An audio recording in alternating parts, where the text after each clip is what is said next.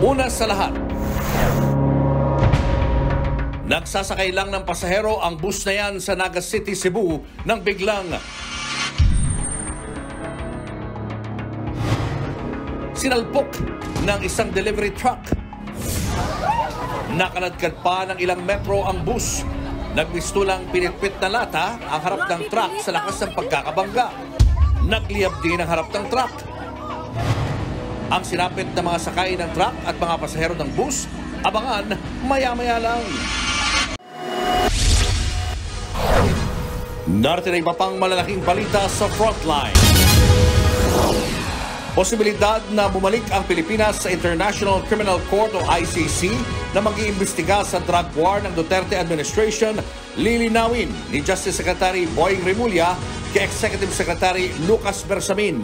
I-clarify lang, kasi kung may balak ba tayong maging miyembro muli ng ICC. Pangulong Bongbong Marcos pinamamadali ang relief operation sa mga biktima ng baha sa Northern at Eastern Samar. PBBM binisita rin ang mga biktima ng lindol sa General Santos City. 4 kabilang ang isang sanggol patay sa sunog sa Cebu City. Babaeng gumagawa ng paputok, patay ng masabugan ng kwitis sa Bukawi, Bulacan.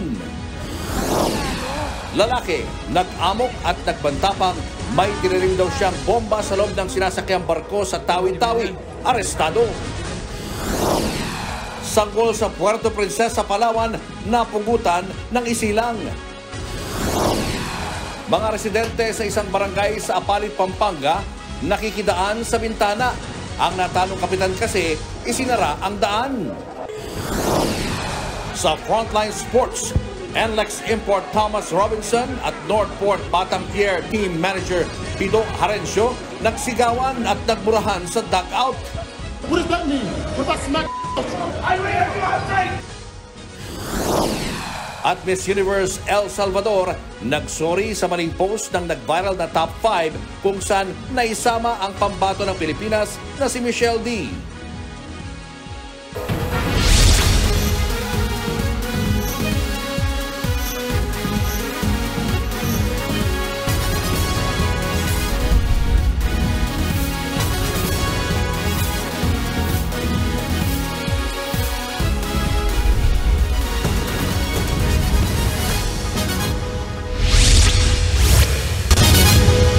Dalawa ang patay ng araruhi ng truck ang isang bus sa Naga City, Cebu. Bukod dyan, 3 pang sasakyan ang nadamay. Nasa pool sa video ang aktwal na pagbangga at ang pagliyab ng truck. Nasa frontline ng balitang yan si John Arowa. Nagmistulang niyuping lata ang harapan ng truck na ito matapos sumalpok sa likuran ng pampasahirong bus sa Provincial Road ng Barangay Uling sa Naga City, Cebu kahapon. Sa kuha ng CCTV, mag-aalas 10 ng umaga nang huminto sa gilid ng kalsada ang bus para magsakay sana ng pasahero. Maya-maya, bigla na lang sumalpok ang truck sa likuran kaya nakaladkad pa ng ilang metro ang bus. Nagliyab din ang harapan ng truck. Agad namang rumisponde ang mga residente at mga bumbero. Sa tindi ng impact at pagkayupi ng truck, naipit at hindi agad na rescue ang sugatang driver at 2 pahinante nito. Kinailangan pang gumamit ng hydraulic cutter para mailabas ang 3. Pero sa kasamaang palad, nasawi ang isa sa mga pahinante ng truck. Hindi naman kalayuan sa banggaan, mayroon pa palang 2 motor at isang multicab na una ng binangga ng truck bago tumbukin ang bus. Nasawi rin ang isa sa mga rider ng motor. Sa kabuuan, 2 ang namatay sa aksidente. Critical naman sa ospital ang isa pang rider kasama ang driver ng truck at isa pang pahinante. Habang minor injuries naman ang tinamo ng 10 pasahero ng bus.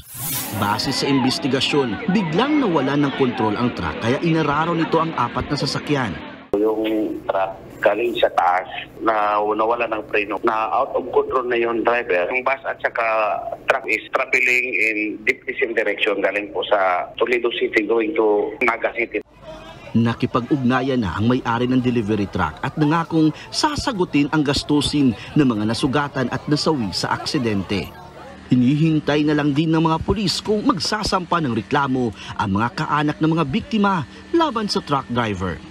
Nagbabalita mula sa Frontline, John Arua, News 5. Sinampa ng kasong attempted murder ang driver ng SUV na nambangga sa pampaserong motorsiklo sa EDSA Mandaluyong. Suspindido na rin ang kanyang lisensya. Nasa Frontline na balitang yan, si Brian Castillo.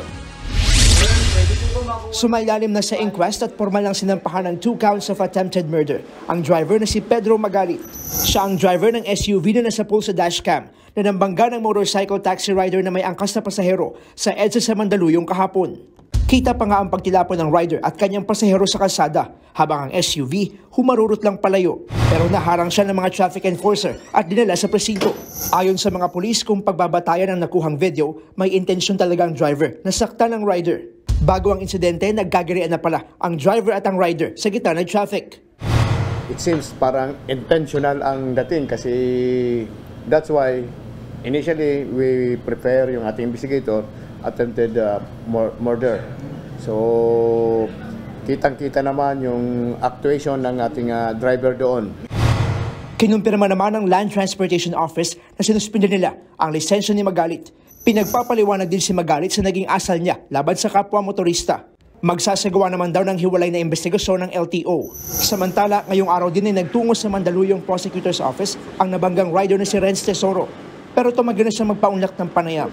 Tinayak naman ng ride-hailing company na angkas na magpapaabot sila ng medical at legal assistance sa kanilang rider at sa kanyang pasahero.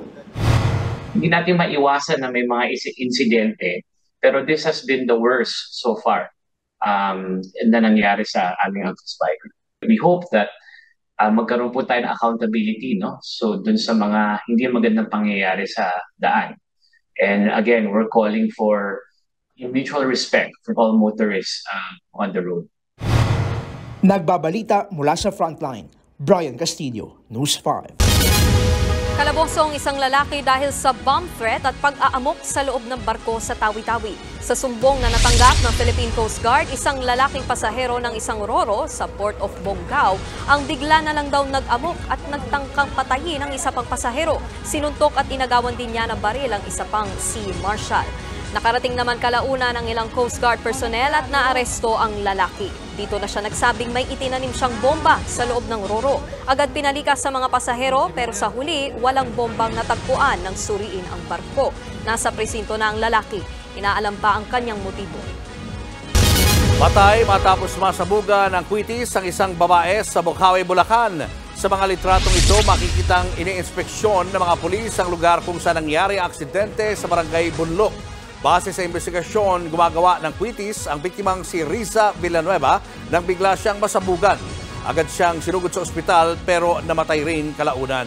Wala pa namang pahayag ang may-ari ng paggawaan ng paputok. Inimbestiga na rin yan ng Bocaue Police. Muling niyanig ng aftershock ang General Santos City kaninang umaga. Sumakto pa yan sa pagbisita ni Pangulong Bongbong Marcos sa lungsod para mamigay ng tulong sa mga biktima ng lindol. Live mula sa General Santos City, nasa frontline ng balitang yan si Rainiel Pawid. Rainiel, kamusta ba ang mga residente dyan? Nikki, doble-doble na nga yung trauma na nararanasan ng karamihan sa ating mga kapatid dito sa General Santos City dahil kanina nga ay nakaramdam pa ng panibagong pagyanig. Ang ilan sa mga residente dito makarinig lang ng konting kalabog, natataranta na sa takot. Bandang alas 11 ng umaga, nagtipon sa covered court na ito ang higit 2,000 biktima ng magnitude 6.8 na lindol mula General Santos City at Sarangani. Hinihintay nila ang pagdating ni Pangulong Bongbong Marcos dito sa Gensan. Ilang sandali lang, nagsigawan ng mga tao dahil sa muling pagyanig. Ang babaeng ito naiyak na lang sa kaba. Si Ronelio napatakbo na lang sa kanyang sasakyan. Sobra na yung sir, yung kaba ko. Kasi sunod-sunod na yung lindol. Yung sasakyan ko sir, kasi nasa labas baka madaganan ng mga kahoy. Sa tala ng PHIVOLCS magnitude 5 ang tumamang aftershock pasado alas 11 kaninang umaga. Naramdaman ang intensity 2 sa Gensan. Sabi ng PHIVOLCS, posible pa rin ang mga aftershock sa mga susunod na araw. Yung aftershocks would probably take several days to several weeks. Nalalaman exactly kung kailan natapos. But based on our experience with earthquakes na ganito kalakas, it takes several weeks. Matapos ang pagyanig, dumating si Pangulong Marcos para mamahagi ng pinansyal na tulong at food pack sa mga apektado ng lindol. Isa sa mga nabigyan ay ang multicab driver na si Dato Manong. 5 araw ng palyado ang kanyang biyahe kaya butas na ang kanyang bulsa. Halos walang lumalabas ng tao. Gawa nung takot sila at saka bukod sa takot, ang mga mall natin is karamihan is sarado. So bago lang nagbukas yung mall at saka yung estudyante, totally wala talagang estudyante. 2,000 piso ang ibinigay sa mga namamasadang driver, habang 10,000 piso naman sa mga nasiraan ng bahay, nasugatan at namatayan. Sa huling tala ng National Disaster Risk Reduction and Management Council o NDRRMC, 9 na ang nasawi mula sa magnitude 6.8 na lindol. 30 naman ang sugatan at mahigit 41,000 ang apektadong mga residente. Patuloy pa rin ang assessment sa mga apektadong establishmento sa buong Southern Mindanao. Wala pa raw eksaktong halaga para sa rebuilding ng ilang kalsada at pantalan. Tututukan naman daw ng gobyerno ang mga labis na napinsala sa bayan ng Glan, Sarangani. We are still in the assessment stage dahil patuloy pa rin yung mga aftershock. So pati yung mga rebuilding hindi pa natin pwedeng simulan. Ang malaking damage is structure, yung mga structure, yung pinaka mahirap yung sa Glan na puerto. At alam kong gamit na gamit yan. So we will have to prioritize that in the recovery. Sa buong Sarangani Province, umabot na sa 351 ang naitalang totally damaged na bahay, habang higit 2,000 naman ang partially damaged. Nikki, as of 2 p.m. ngayong araw ay umabot na sa 121 yung naranasang aftershock sa buong Southern Mindanao. Ayon sa PHIVOLCS, habang tumatagal ay humihina at kumukonti na yung mararanasang aftershock dito. Ngayong gabi naman, mapapansin natin sa aking likuran na nandito tayo sa City Hall o doon sa poblasyon. At kahit nga may city lights na dito sa harap ng kanilang City Hall, ay kakaunti pa rin yung tao. Ang ilan sa ating mga nakausap kanina na nasa labas ay lumabas lamang para bumili ng pagkain. Nikki. Maraming salamat, Rainiel Pawid.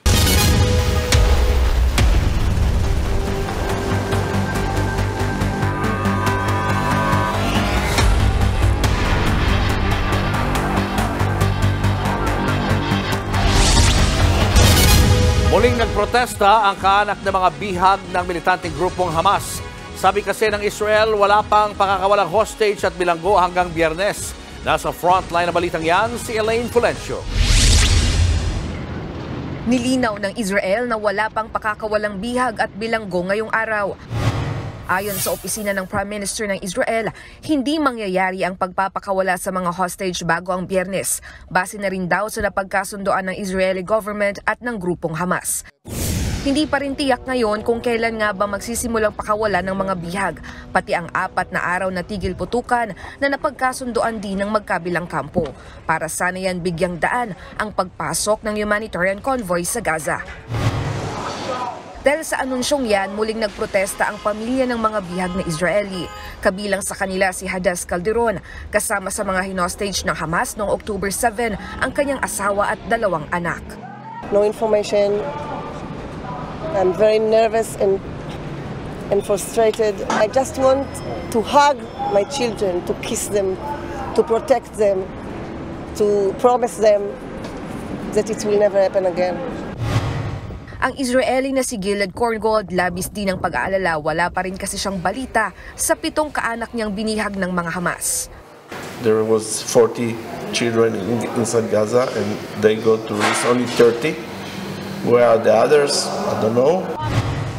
Habang si Camelia, hirap daw makatulog at makakain sa pag-aalala sa kanyang 16 na taong gulang na apo na higit 1 buwan nang nawawala. Umaasa naman ang Palestinian na si Samira na kasama ang kanyang anak sa pakakawalang bilanggo. Pero para sa ilang residente ng Gaza, kasinungalingan ang sinasabing pansamantalang tigil putukan. Wala raw silang tiwala sa plano lalo't patuloy pa rin daw ang mga airstrike ng Israel na kumikitil sa buhay ng kanilang pamilya. Ang gusto raw nila ay tuluyang tigil putukan. Samantala, naghukay na rin ng mass grave sa Khan Yunis sa Gaza para ilibing ang daan-daang nasawi dahil sa gyera. Sa huling tala ng mga otoridad, halos 16,000 nang namatay sa parehong panig ng Israel at Gaza, kabilang dyan ang higit 5,000 mga bata. Nagbabalita mula sa Frontline, Elaine Fulgencio, News 5. 50 Pinoy mula sa Israel at Lebanon ang ligtas na nakauwi ng Pilipinas. 42 overseas Filipino workers ang kakarating lang sa bansa mula Israel ngayong hapon. Ayon sa Department of Migrant Workers, binubuo sila ng 30 hotel worker at 12 caregivers. 5 bata rin ang naisama na anak ng mga Pinoy. Kagabi, 8 OFW ang nakauwi na galing naman sa Lebanon. Sila ang pang-siyam na batch ng mga Pilipinong piniling bumalik sa Pilipinas matapos ang lumalalang gera sa Israel at Lebanon. Samantala, ngayong araw naman inaasahang makakauwi rin ang 5 Pinoy na naipit sa gulo sa West Bank. Kinukumpirma yan ng Philippine Embassy sa Jordan. Susunod, sanggol at 3 batang magpipinsan patay sa sunog sa Cebu City. Natalong kandidato sa isang barangay sa Apalit, Pampanga, sinimentohan ng eskinita. Kaya ang mga residente sa bintana ng isang bahay na lang lumulusot. Commander ng grupong nang hijack ng barko sa Red Sea, naka-face-to-face ang mga hostage na tripulante kabilang ang 17 Pinoy. Abangan ang lahat ng yan sa pagbabalik ng Frontline Pilipinas.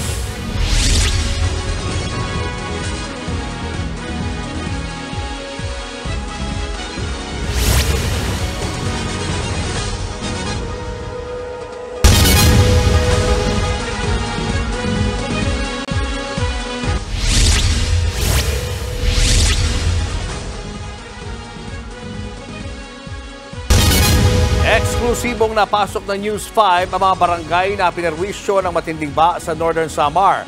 Pinamamadali na rin ni Pangulong Bongbong Marcos ang relief operation sa mga biktima.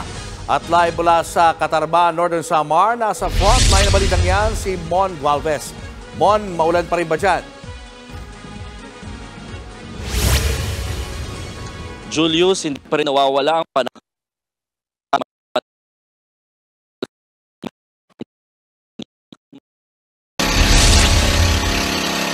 Sakay ng bangka, binyahin namin ang kahabaan ng Catarman River. Sinamahan namin ng Catarman MDRMO para alamin ang sitwasyon sa mga barangay na nasa tabing ilog. May bitbit din silang mga relief goods. Ilang araw nang hindi napapasok ang mga barangay dito malapit sa Catarman River bukod kasi sa mataas yung level ng tubig nito mga nakalipas na araw, malakas din daw ang current o agos ng ilog na delikado para sa mga namamangka. Isa sa mga pinuntahan namin ng Barangay Tinuwaran kung saan naninirahan ng nasa 500 pamilya. Sa ilang cellphone video, makikitang halos kapantay na ng ilog ang mga bahay. Abot bewang pa nga ang tubig nitong mga nakarang araw. May ilang bahay ding nasira dahil sa baha. Ang ilang residente, todo linis dahil sa kapal ng putik. Gaya ni Nanay Maria na lahat ng mga damit at gamit pati na TV nabalot din ng putik. Masakit pang pa ako. Nakuan sa mga bubog. Baday nagkatumba mga gamit. Bubog doon. Isa na lang ako, wala na asawa. Si Julian, doble kalbaryo raw ang naranasan. Nakunan kasi siya ng anak nitong Sabado at sumabay pang malakas na ulan. Sa lahat mo na dumating ditong sakuna, ito lang talaga ang pinakamahirap.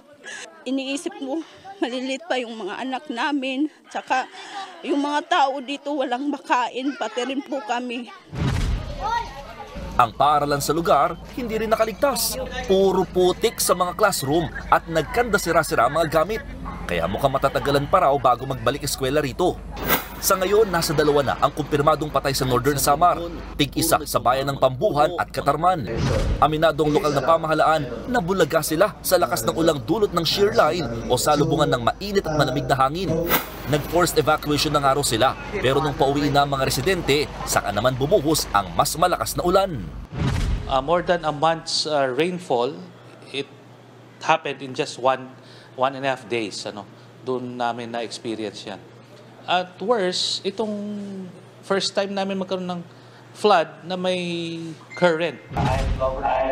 Kabilang yan sa mga inireport ng Northern Samar Provincial Government sa situation briefing kanina kasama si Pangulong Bongbong Marcos at ilang miyembro ng kanyang gabinete. Via Zoom ang briefing dahil hindi na pinayagang makabiyahe si PBBM mula Tacloban Airport pakatarman dahil biglang sumama naman ang panahon. Utos ng Pangulo, pabilisin ang relief operations at pagbibigay ng tulong sa mga biktima ng baha sa Northern at Eastern Samar. We are doing everything we can again to support the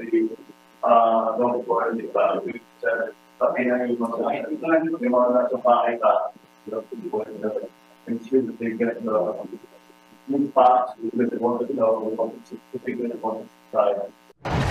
Kabilang sa mga humihingi ng tulong sa gobyerno ang mahigit 2,000 residente ng Katarman na nasa evacuation center pa rin ngayon. Pahirapan din sa Katarman ang pagkawala ng kuryente, supply ng tubig, pati na ang pagbagsak sa linya ng komunikasyon. Halos isang araw din daw silang na-isolate. Nagba-brown out kasi talaga dito sa amin. Nawawala after a certain period of time, 8 to 12 hours mawawala na yung network namin. So parang may ganong konting challenge siya. Pinababantayan din ang illegal logging sa Northern Samar na dagdag problema raw sa baha.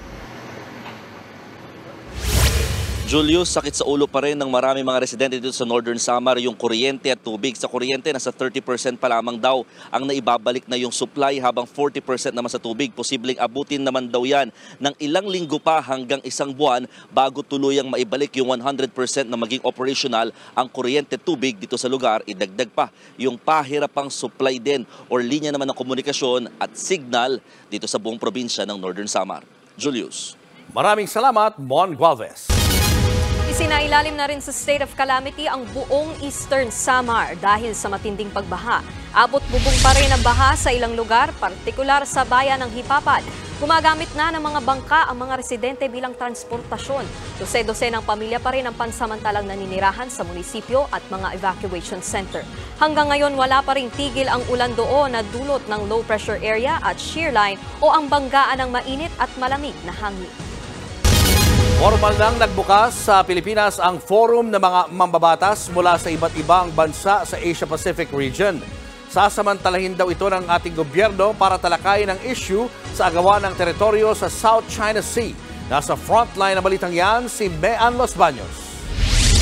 Idinulog na ng Pilipinas sa mga bansa sa Asia-Pacific region ang issue sa South China Sea. Ngayong araw, nagbukas ang 31st Asia-Pacific Parliamentary Forum sa Philippine International Convention Center sa Pasay. Mismong sina Senate President Juan Miguel Zubiri at House Speaker Martin Romualdez ang personal na nanguna sa pagbubukas ng forum. Sa resolusyong inihain ng Pilipinas, hinihiling ng ating gobyerno sa mga member parliament na suportahan ang pagbalangkas ng Code of Conduct sa South China Sea. Pero hindi na binanggit dito ang pagkapanalo ng Pilipinas sa arbitral ruling noong 2016. Yan ay para makuha rin ang suporta at partisipasyon ng China. Kung ilalagay po natin yung issue on the West Philippine Sea dyan, sigurado po may aalma, baka may magalit, and hindi po tayo makakuha ng consensus. What we're trying to do is to get a consensus from all member states. We're only host. There's 19 other countries. And of course, on day one, ayaw po natin makipag-away kaagad. Sinimulan na kaninang hapon at ipagpapatuloy pa hanggang bukas ang diskusyon ng mga mambabatas mula sa iba't ibang bansa kaugnay sa usapin ng pagpapatibay ng kapayapaan at seguridad sa rehiyon. Kasama na rin ang usapin sa South China Sea. Inaasahang mula sa 10 resolusyon ay mapag-iisa ito at mapagtitibay o maa-adopt sa darating na Sabado. It has persuasive powers if we adopt it. Hopefully all 19 parliaments that are attending now, if they adopt a resolution that has that kind of wording, when they go back to their respective countries, they can discuss this particular issue and agree to, or at least present the agreements that we've made. Para pumasa ang resolusyon sa Parliamentary Forum, kailangan makuha ang konsensus ng lahat ng bansa. Kaya plano raw ni Senate President Zubiri na personal na kausapin ang delegasyon ng China at umapila sa maayos na Code of Conduct sa South China Sea. Mahalaga ito sa dalawang bansa na madalas ngayon nagkakainitan sa West Philippine Sea. When I meet with the Chinese delegation, I'll have the speaker join me and we can meet with them together. You know, I always say this, hindi naman masama yung mga Chinese people, diba? It's just policy. Policy comes from the leadership. hindi natin sila kaaway. Bukod sa agawan ng teritoryo, prioridad ding talakayan sa Parliamentary Forum ang issue sa transnational crimes, ekonomiya at climate change. Gagamitin din daw na pagkakataon ng Pilipinas ang hosting ng forum para makakuha ng suporta mula sa ibang bansa sa plano nating pagtakbo sa UN Security Council sa 2027. Katunayan, sa 27 bansang kasapi sa Parliamentary Forum, nasa 16 ang nangakong susuportahan ang Pilipinas. Nagbabalita mula sa Frontline, Mean Los Baños, News 5. Nagbabala ang China sa Amerika at Pilipinas kaugnay sa joint patrol sa West Philippine Sea. Ayon kay Chinese Foreign Ministry spokesperson Mao Ning, hindi dapat makapinsala ang patrolya sa kanilang soberanya sa teritoryo, gayon din sa kanilang maritime rights at interests. Matagal na rin daw malinaw ang posisyon ng China sa kaugnayan ng dalawang bansa. Martes nang simula ng joint patrol ng Philippine at US Air Force. Sa pagpapatuloy nito ngayong araw, nagsasagawa ang Pilipinas at Amerika ng maritime tactical exercises malapit sa mainland Palawan. Kasama rito ang ating BRP Jose Rizal, BRP Gregorio del Pilar at USS Gabriel Giffords 30. Sinanay roon ang interoperability o pagtutulungan ng dalawang puwersa. Showbiz, eto na nga! Mga kapatid, eto na nga ang mga umaarangkadang showbiz balita ngayong Huwebes. Makalipas ang 3 dekada, reunited sa isang pelikula sina Maricel Soriano at Roderick Paulate. Share nila, tiyak na mararamdaman ng mga manonood ang kanilang pagkakaibigan sa kanilang proyekto. Nasa frontline ng balitang yan, si News 5 digital producer Von Belinario. Hindi naman ako magtatanong. O ano, kahit hindi ka magtanong, sasabihin ko pa rin. Madalas na mortal enemy turned BFFs. Hay nako! Ewan ko nga ba kung bakit meron kaming kapitbahay dito na napaka-fangit at mukhang puwet. Hoy! Kung mukhang puwet ako, ikaw naman ang utot ko! Matapos ang 3 dekada, muling magsasama bilang kambal sina Maricel Soriano at Roderick Paulate sa pelikulang In His Mother's Eyes. Iba talaga na makasama talaga uli. Alam ko kaibigan natin siya, alam natin na close kami. Di ba pag may time nagkukontakan kami, okay lang. Pero iba yung makasama ko siya sa trabaho. Diba? Kaya I'm very excited. Kwento ng Diamond Star, pinagtibay na ng panahon ng kanilang pagkakaibigan ni Roderick dahil na rin yan sa dalas nilang pagtatampuhan at pagbabati nung sila'y mga bagets pa. Minutes, tapos na, putak na sa therapy. Kasi kami yung dalawa kasi, pag nagbukas akong kaibigan, makikinig ka, hindi nakakalimutan ka siya. Nagbukas sa akin, hindi ko makakalimutan. Naon ba talaga siyang puntahan? Iikot ang kwento sa muling pagkikita ng isang ina at ng kanyang anak na may autism. Iniwan ng ina ang anak sa kanyang kapatid. Hindi man nakapasok sa MMFF ngayong taon, positibo ang cast na magiging hit pa rin ang pelikula. Tulungan natin ma-uplift ang mga spirito natin bilang Pilipino. So ang akin, ayan, meron tayong MMFF, hindi ba? So maglalaban-laban. Hindi tayo natanggap, dito tayo, magsimula tayo. Malay mo, good start tayo para mas lalong maging mas sumigla ang MMFF. Abangan ang In His Mother's Eyes sa mga sinihan sa November 29. Nagbabalita mula sa Frontline, Von Belinario, News 5.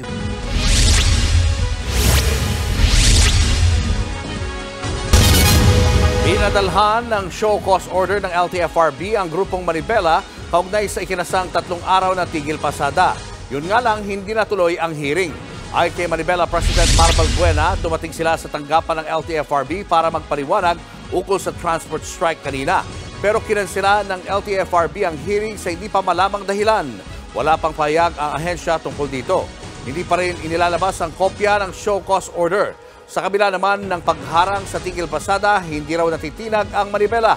Tuloy raw ang kanilang protesta hanggang bukas bilang pagtutol sa PUV modernization deadline sa Desyembre. Higit 150,000 traditional jeepneys ang hindi bumiyahe ngayong araw.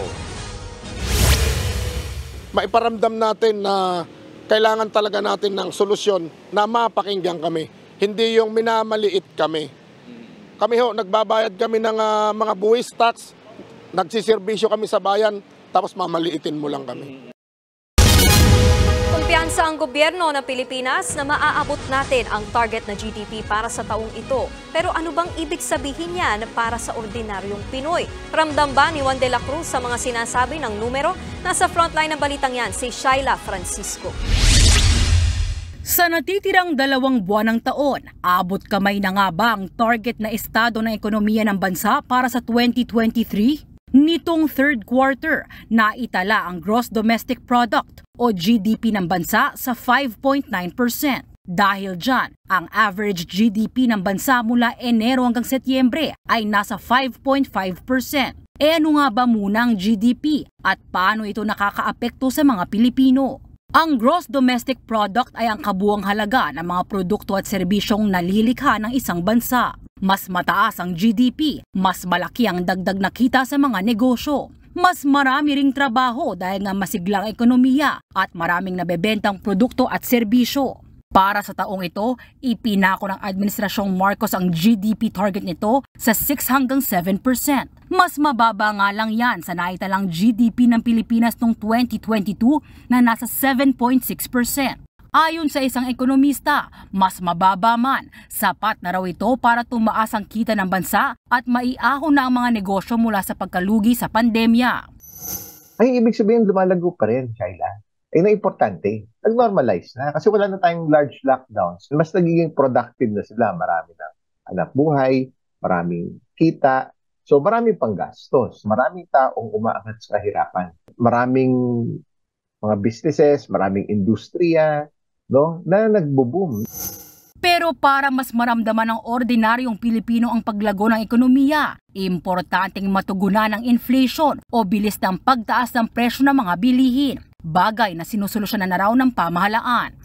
The Interagency Committee on Inflation and Market Outlook remains vigilant against emerging supply shocks in the market to ensure timely and well-grounded policy recommendations on mitigating inflationary pressures. Para naman makamit ang target GDP, makakatulong dito ang mabilis na paggastos ng pondo ng gobyerno.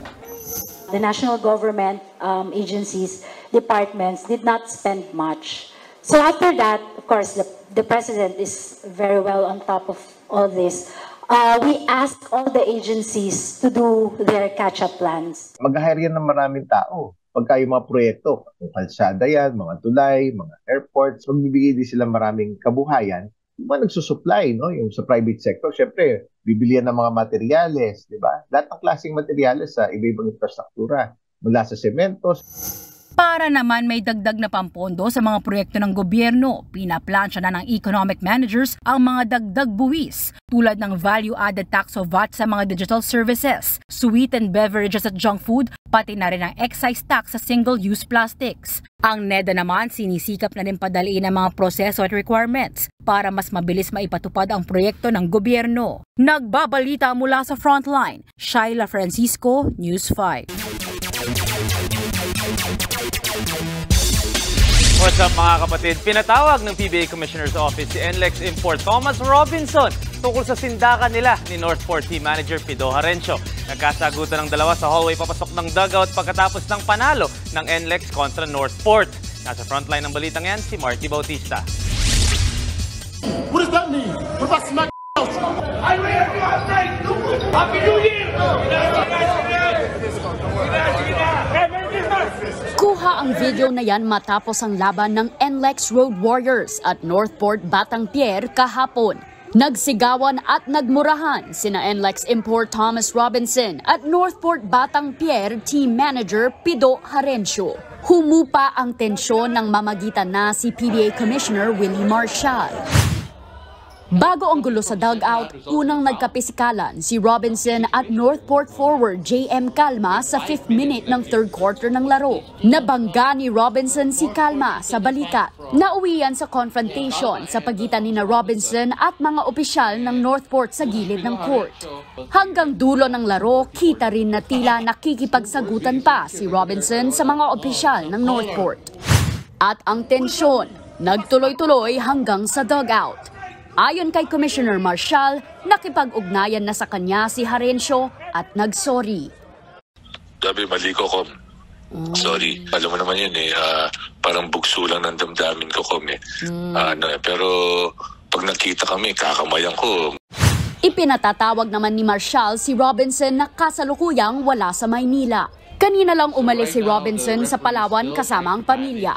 Maglalabas daw ng desisyon ng PBA kung may ipapataw bang parusa oras na makuha na ang magkabilang panig. Nagbabalita mula sa Frontline, Marty Bautista, News 5. And speaking of confrontations, nagkaabutan ang fans bago pa magsimula ang bakbakan ng Brazil at Argentina sa World Cup qualifiers. Nag-away-away ang mga magkakatabing spectators habang kumakanta ang teams ng kanilang national anthem. Dito pumasok ang mga pulis para pigilan ang sitwasyon pero pakiramdam ng mga manlalaro ng Argentina na naging violente sila towards the Argentinian fans. Sumugod na din ang mga manlalaro na pinangunahan ni Lionel Messi para umawat din. Pagkatapos ng delay, bumalik din lahat para simulan ng laro. At natapos ang laban na nagogi ang Argentina sa likod ng header ni Nicolas Otamendi. Huwag kayong aalis, sports pa tayo mamaya.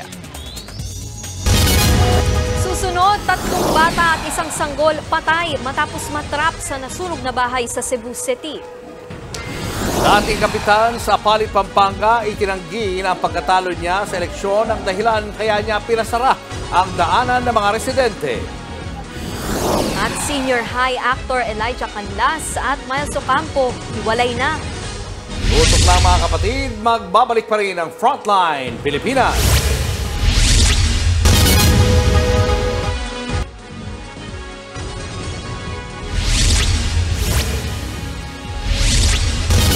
Naglatag na ng mga oil spill boom sa paligid ng Vietnamese vessel na lumubog sa dagat na sakop ng Balabac sa Palawan. Ayon sa Philippine Coast Guard, ito'y para makontrol ang tumagas na langis mula sa barko. Martes nang lumubog sa dagat ang kalahati ng barkong Viet High Star. Galing ito sa Ho Chi Minh City sa Vietnam at papunta sana sa Cagayan de Oro City. Karga nito ang 4,000 toneladang bigas at 29,000 litro ng diesel. Na-rescue na ang 17 Vietnamese crew. Patuloy pa rin ang investigasyon ng PCG sa insidente. Binisita ng commander ng grupong ng hijack ng barko sa Red Sea ang mga tripulanteng hostage nila, kabilang ang 17 Pinoy. Wala pang detalye sa lagay ng mga kababayan natin doon. Pero sa video na inilabas ng grupo, makikitang nakikipagkamay pa ang commander ng mga tripulante.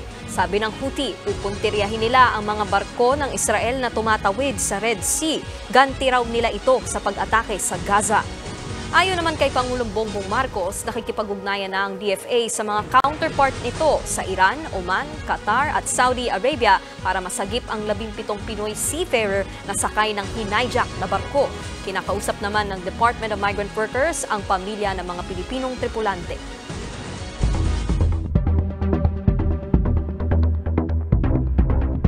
Nitong linggo lamang, hinijack ng mga Houthi rebels ang barkong Galaxy Leader sa Red Sea sa Middle East. 25 crew members ay ngayong mga bihag, kabilang po ang 17 Pilipino. Sino itong mga Houthi rebels at ano ang kanilang gusto? Ang kapansin-pansin sa bidyong nilabas nila, hindi simpleng rebelde ang mga ito. Sakay sila ng isang Mi-17 Russian-made helicopter na armado ng mga missiles sa gilid at kinabitan pa ng GoPro camera sa likod para may mala cinematic view ng assault. Nagbabaan ang mga Houthi rebels, nakasuot ng mga uniforme, kumpleto pa ng knee at mga elbow pads. Pagbaba ng assault team, sabay lipad ang helicopter para mag-standby sa ere. Halata sa kanilang mga galaw na meron silang extensive commando training. Bounding overwatch ang tawag dito. Palitan sila, merong nagko-cover habang merong umaabante. Halata rin na balak nilang i-maximize ang kanilang operasyon para sa social media. Halimbawa, marami silang nakasuot na mga body cameras. At ito pang isa, merong Insta360 camera na nakakabit sa kanyang likod. Kaya't minsan parang Call of Duty lamang ang dating ng video na nilabas sa mga Houthi rebels. 25 hostage ang nakuha ng mga Houthi rebels kasamang 17 Filipino crew members. Sa huling balita, ang barko at mga hostage ay dinala sa isang port sa Yemen. Ang tanong ng marami, Ano namang klaseng rebel group ang kayang gumawa ng ganitong klaseng commando assault? Hindi simpleng rebel group ang mga Houthi at napaka-komplikado na kasi ng sitwasyon sa bansang Yemen. Ang formal na pangalan ng Houthi rebels ay Ansar Allah or Supporters of God. Nagsimulang lumitaw sa Northern Yemen noong 1990s, naging ganap na rebelyon noong sumunod na dekada. Ito ang kanilang mahabang slogan. Lalong umigting ang rebelyon dahil sa galit sa US invasion sa Iraq noong 2003. Pero hindi lamang US at Israel ang kanilang kalaban. Sa kanilang pananaw, merong US-Israeli conspiracy na sinusuporta ng kanilang mga Arab puppets at kasama riyan ang higanteng Saudi Arabia. Sa kabilang dako, kakampi ng mga Houthi ang Iran at ang Hezbollah sa Lebanon. Hindi naman ito nakakagulat. Ang Saudi Arabia, predominantly Sunni Muslim. Samantalang ang mga Houthi, gaya ng Iran at Hezbollah, ay mga Shiite Muslims. Ito pa, taong 2015, nakubkob ng mga Houthi rebels ang mismong kapitolyo ng Yemen. Ang presidente ng Yemen ay napatalsik at tinatag na lamang niya ang kanyang gobyerno sa Riyadh, Saudi Arabia. Kaya't kung tutusin, mas nagmumukha pang rebelde ang kinikilala ngayong Yemeni government kaysa sa mga Houthi rebels. Kaya't ang mga Houthi rebels walang problemang ipakita ang kanilang lakas sa mismong kapitolyo ng Yemen. Hindi rin pipitsugin ng mga rebeldeng ito. Taong 2015, bumuo ng koalisyon ang Saudi Arabia ng mga Arab countries para kalabanin ang Houthi rebels na ito sa Yemen. Sa kabila ng kanilang pinagsamang lakas, hindi matalo ng Arab coalition ng mga rebelde. Sa YouTube, nilalabas ng Houthi rebels ang mga video ng mga napasabog nila mga tangke at armored vehicles ng Arab coalition. Pati ang tanyag na M1 Abrams main battle tank na binenta ng US sa Saudi Arabia, sinusunog at pinapasabog ng mga rebelde. Para sa mga supporter ng magkabilang panig, para itong proxy war sa pagitan ng mga nagbabangga ang mga higante. Ang US at Israel sa isang panig at ang Iran naman sa kabila. Ang Saudi Arabia naman ay tinutulak sa panig ng US at Israel. Lalo't tradisyonal na karibal ng Saudi Arabia ang Iran. Tandaan na minsan na rin binansagan na proxy war ang mga nangyayari sa Gaza Strip sa pagitan ng Hamas na kakampi ng Iran at ng Israel na kakampi naman ng US. Mapapansin din sa assault video na nilabas ng mga Houthi ang bandera ng Palestine sa likod ng kanilang helicopter. Ang kanilang commando raid daw ay bilang pagsuporta sa mga Palestino sa Gaza Strip.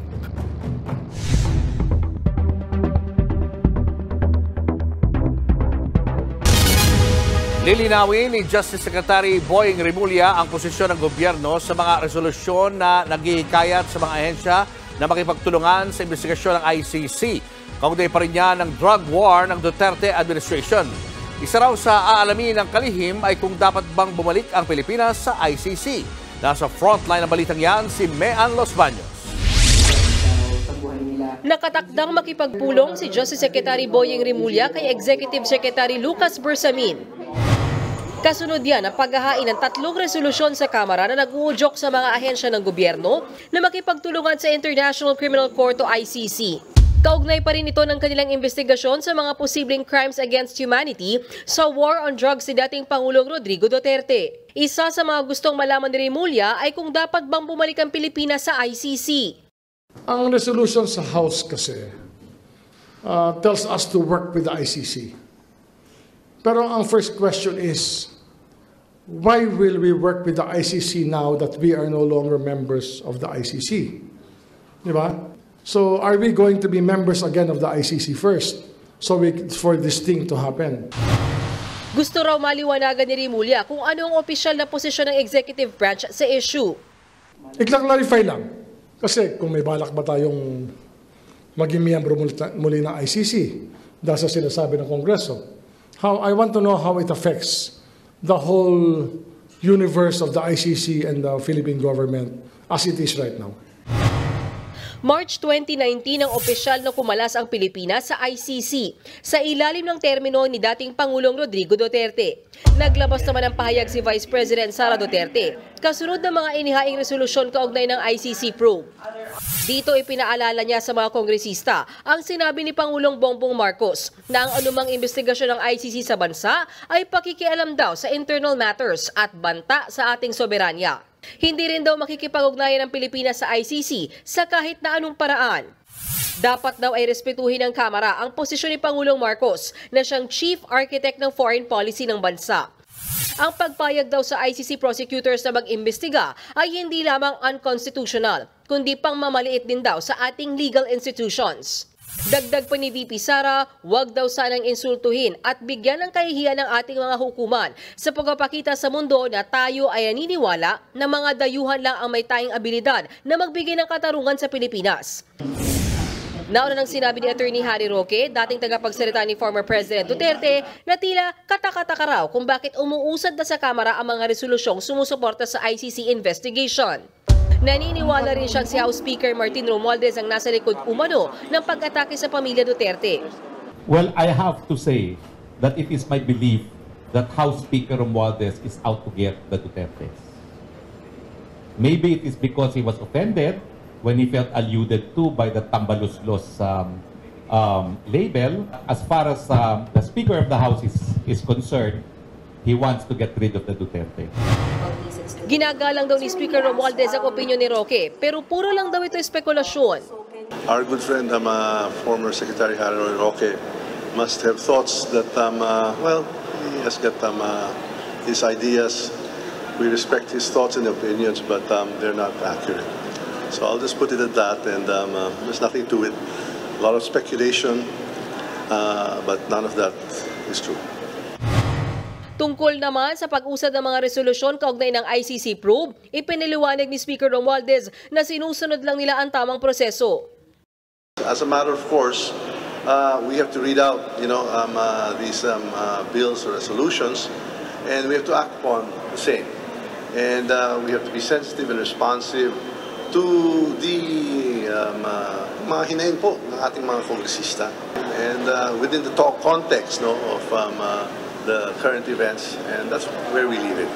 We don't read much more into it than what other people do, but nonetheless, they are still entitled to their own views and even their speculations, but we leave it at that.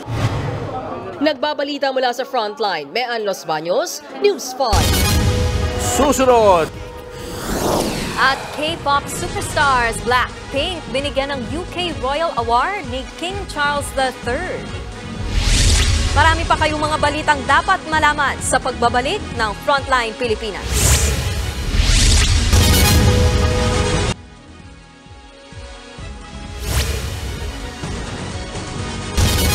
Nakikidaan na lang sa bintana ng isang bahay ang ilang residente sa Apalit, Pampanga. Isinara kasi ng natalong kapitan ang daan sa iskinita palabas ng kalsada. Kung bakit, alamin sa Frontline Report ni Gary De Leon. Mga batang tumatawid sa bintana ng kwarto ni Jessica Yumul ang gumigising sa kanya tuwing umaga kapag may pasok sa Barangay Colhante, Apalit, Pampanga.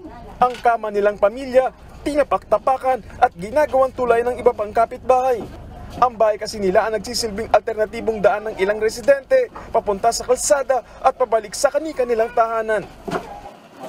Isinara kasi ang kapirasong daan sa eskinitang una nilang dinaraanan. Tila nakulong tuloy ang nasa 6 na pamilya o katumbas ng 30 individual. Papapasukin po namin, tatayo kami ng maaga. Siyempre, nakakaawa din po sila, wala silang dadaan. Nakikiusap naman po sila eh. Okay lang po yun kasi tao din po naman kami, marunong Kami na lang po mag-a-adjust. Mula alas 6 ng umaga hanggang alas 10 ng gabi, nananatiling bukas ang bintana ito ng pamilya Yumul. Dahil dito dumadaan yung mga residente at ang pag-akyat dito ay tila extra challenge din, lalo na sa mga bata at nakakatanda. Ate, may daan po. Ano ba to? Ang hirap. Kabilang sa nakikitawid sa bintana at 75 anyos na si Nanay Sinaida. Mahirap daw ang walang matinong daan. Sa paglabas po, sumakit pa nga po dito ko, parang napilayan pa ako eh. Sobrang hirap.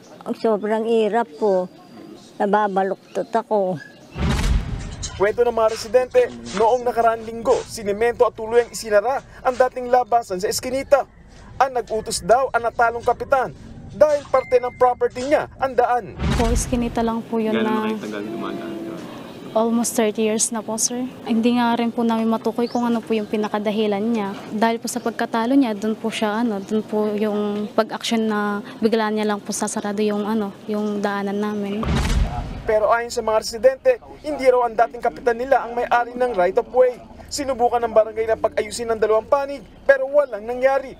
Pinag-file po namin sila ng copper complaint sa barangay at itong former kapitan, pinadala namin ng sumon. So sabi niya, hindi na niya daw tatanggapin yun. Tumangging umarap sa aming kamera ang dating kapitan, pero itinanggi niyang ang pagkatalo sa eleksyon ang rason kaya niya sinaraduan ang daan sa eskinita. Pero inamin niyang maraming naninira sa kanya sa social media ng mga taga-looban. Ang ibang araw, hinaman pa siyang bakuran ng daan. Naiingayan din daw siya sa mga motor at palaging marumi ang kanyang paligid. Naiintindihan daw ng dating kapitan ang problemang naidulot ng pagsasara niya ng eskinita. Kaya sa huli, pinag-ibanan niya ang sinementong bakod. Maraming salamat po kasi giniba po yung pader, may daanan na po kami malis. Napagkasunduan ng pansamantalang padaraanin ng mga residente hanggang sa January ng 2024 bago sila tuloy ang makahanap ng ibang madaraanan. Nagbabalita mula sa Frontline, Gary De Leon, News 5.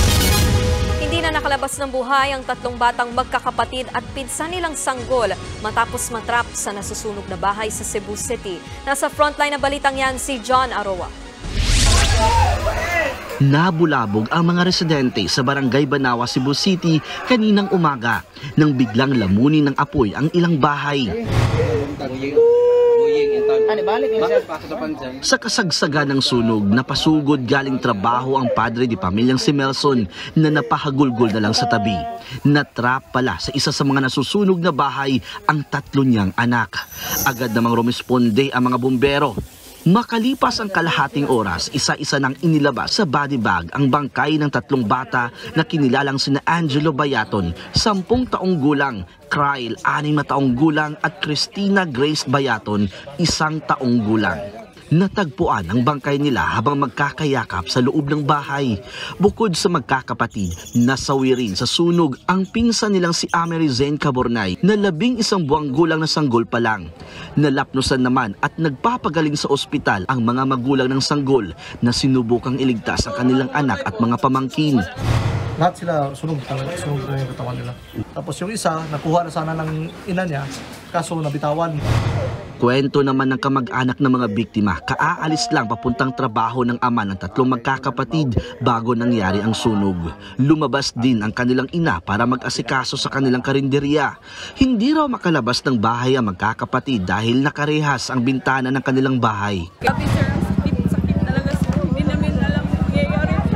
Kailan sana akong maupos lahat yan. Pero may nagsawi pa. 7 bahay ang natupok at aabot sa kalahating milyong piso ang naitalang pinsala. Iniimbestigahan pa ang sanhi ng sunog at kung kaninong bahay ito nagmula. Nagbabalita mula sa Frontline, John Aroa, News 5.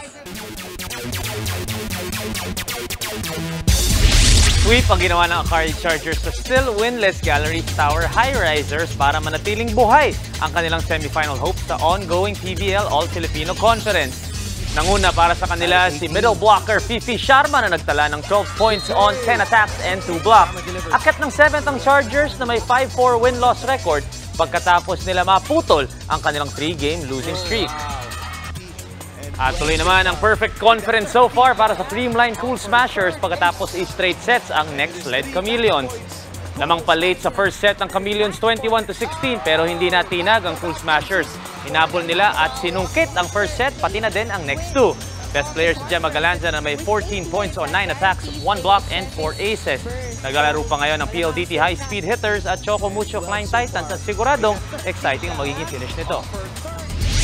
Malapit ng Pasko mga kapatid at may anonymous Santa Claus na nag-donate ng 2.3 million pesos para masettle ang lahat ng salaries ng Jerflor Defenders.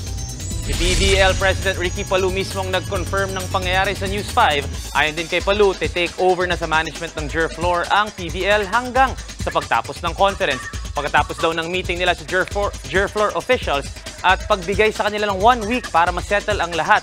Kulang pa din daw ang nabayad sa players. Dito na kumilos ang PBL at nag-decide na mag-take over na. Ang balita ay meron naman daw mga interesado na sa kuponan pero hindi pa pinapangalan ng mga ito. Kudos sa PVL na mabilis kumilos at pinotektahan ang kanilang players, coaches at buong liga. It's your sports Tito Mike Reyes. Peace and love. Susunod, Mahalima P-Pop Kings nagsorry sa mga kinanselang pagtatag concert. Dalawang Pinay nurse sa United Kingdom pinarangalan ng British Royal Family. At senior high actor Elijah Canlas at Miles Ocampo, bakit nag-break? Tuloy-tuloy ang makamulahang balitaan sa pagbabalik ng Frontline Pilipinas.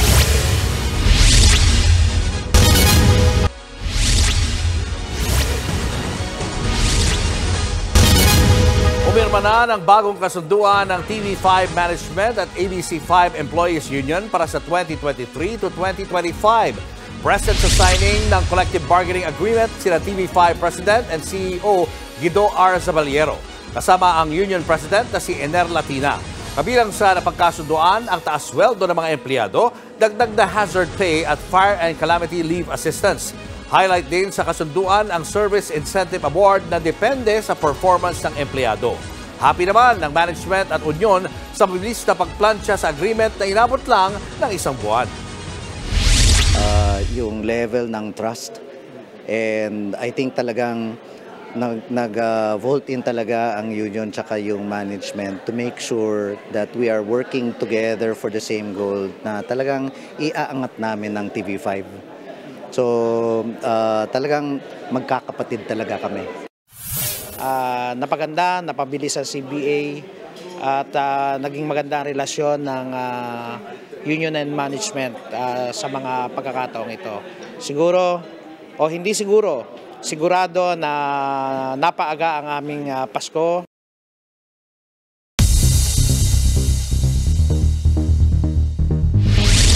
Dalawa ang patay matapos sumabog ang kanilang sinasakyang kotse sa border ng New York sa Amerika at Canada. Nakuhanan pang nagliliyab ang kotse.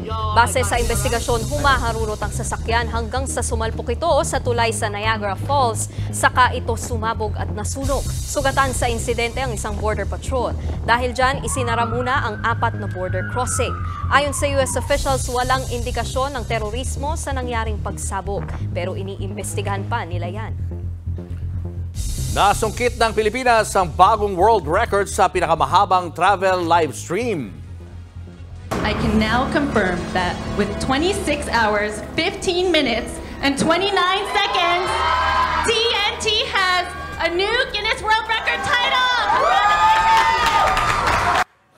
Tumagal lang naman ng higit 26 na oras ang naturang live stream mula yan sa Busos, Bulacan hanggang sa Rizal Park sa Maynila o katumbas ng 75 kilometro. Ang world record na live stream na yan ay bahagi ng Petma Loop Challenge sa pangunguna ng kumpanyang Talk and Text, ang subsidiary telecom provider ng Smart Communications. Tampok din sa live stream ang mga pinagmamalaking tourist spots ng iba't ibang probinsya sa bansa. As you know, for the longest time, the PLDT Group has been supporting the country's digital transformation and our government's aspiration to digitalize our nation. TNT, which is our value brand, plays a crucial role in helping us achieve this goal of digital inclusion.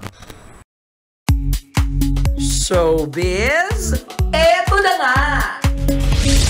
Mga kapatid, eto na nga. Cancelled na rin ang pagtatag world tour ng P-Pop Kings sa Dubai.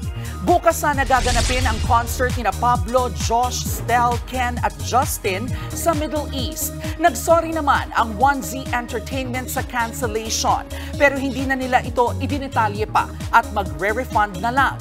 Nauna nang nakansela ang scheduled shows ng grupo sa Bangkok, Thailand at eto pa nga, may royal achievement ang dalawa nating kababayan sa United Kingdom. Inawardan sila ng British Royal Family kasama ng K-pop supergroup na Blackpink. Mismong si King Charles III ang nag-abot ng medals kina Rosé, Jisoo, Lisa at Jenny sa Buckingham Palace. Official honorary members na sila ng Order of the British Empire. Iginawad yan sa grupo dahil sa pagiging advocates sa 2021 United Nations Climate Change Conference. Nakuha naman ng member of the Order of the British Empire Award ang Pinay nurse na si Brenda de Ocampo para yan sa kanyang outstanding achievement o service bilang lead nurse sa Charing Cross Hospital. Ang isa pang Pinay nurse na si Louie Horne naman, ginawaran ng British Empire Medal. Officer si Louie ng Filipino Nurses Association sa United Kingdom. Eto pang matindi, kumpirmado, hiwalay na sina senior high actor Elijah Canlas at Miles Ocampo. Mismong si Elijah ang nag-reveal niyan sa isang interview. Aniya, meron silang mahirap na pinagdaraanan na nauwi sa kanilang breakup. Pero in good terms sila. Sabi pa ni Elijah, palagi siyang may pagmamahal para kay Miles. Pakinggan natin ang kaniyang buong pahayag. We broke up a couple months ago, but I'm always gonna have love for her, and I'm always gonna support her in whatever she does, and I'll always be her #1 fan. Malamig. No. Ang hirap ng gano'n. Love ko silang dalawa. Ang hirap kasi invested tayo. Usapan niya mga ganyan lagi ngayon. Ito. Good luck sa kanila, no? Mga kapatid, 32 days to go na lang. Pasko na. At yan ang mga balita mula sa frontline ng Pilipinas sa araw na ito. Mga balita at impormasyong para sa mga may alam at may pakialam. Kami ang mga kasangga sa pagbabalita. Kasama sila Karen at Tito Mikey Reyes at sa ngalan ni Cheryl Cosim, ako po si Nikki de Guzman. At ako naman si Julius Babaw. Magandang gabi, Pilipinas.